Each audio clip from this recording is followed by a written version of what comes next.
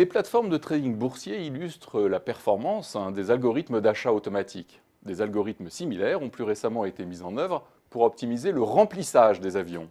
Aujourd'hui, c'est au tour des espaces publicitaires de faire l'objet d'enchères en temps réel.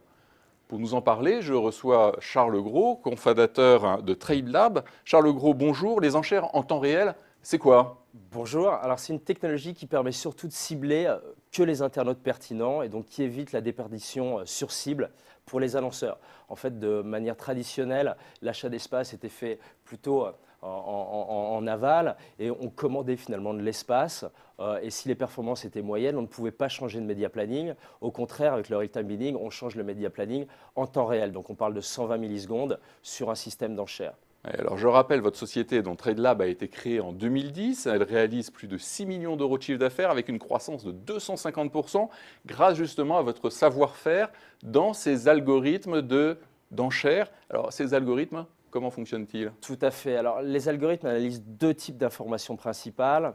La première étant tout ce qui est autour de l'internaute ou de l'individu. Finalement, quel est son profil, son comportement, quel est son sexe, son âge, son lieu de résidence, quelle est l'interaction aussi de l'internaute par rapport à la marque ou par rapport à l'annonceur, quel type de contenu il visite chez mon annonceur, est-ce qu'il revient fréquemment. Donc ça, c'est vraiment l'information principale. Et puis derrière, tout ce qui est lié au site. Donc, est-ce que c'est un contenu qui est produit par des journalistes ou un contenu produit peut-être par des blogueurs. Donc derrière, on va analyser tout ça et puis les algorithmes prennent des décisions et disent finalement cet individu et cet emplacement m'intéressent, donc j'émets une enchère et j'essaye de diffuser la publicité. D'accord. Et pourquoi y a-t-il un tel engouement pour ces enchères, ces algorithmes ? Ça permet déjà de gagner, surtout en performance, un peu pour tout l'écosystème. Alors côté éditeur, ça leur permet surtout d'optimiser leurs revenus publicitaires. Donc on parle de yield management, donc c'est très important pour eux. Et ça leur permet également de vendre de la data, qui est un peu le nouvel or noir du digital.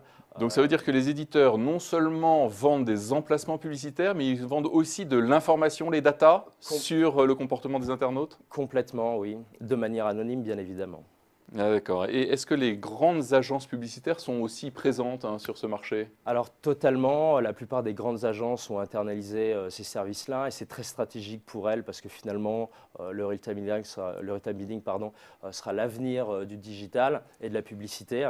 Mais il y a des challengers comme TradeLab qui participent également à cet écosystème. D'accord. Et est-ce qu'il y a certains types de produits qui sont plus ou moins adaptés au RTB ?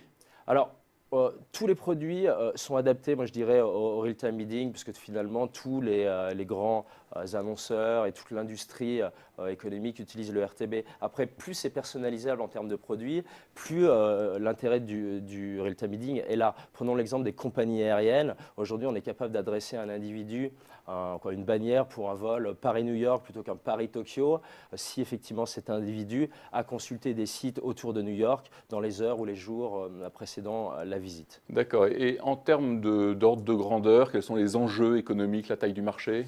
Alors c'est en pleine croissance, c'est déjà un marché assez gigantesque, on parle de 5 milliards sur 2013 au niveau monde, sachant que le marché mondial de la publicité représente à peu près 518 milliards selon Zenith Optimedia. Le digital au global c'est 115, donc on est à peu près à 5%.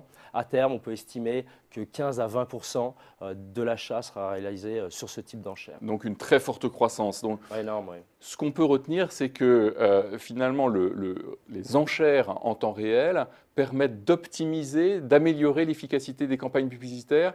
Totalement. Et au bénéfice des annonceurs, des éditeurs. Et des internautes. Et aussi des internautes. Totalement. Charles Gros, fondateur de TradeLab, merci. Merci beaucoup.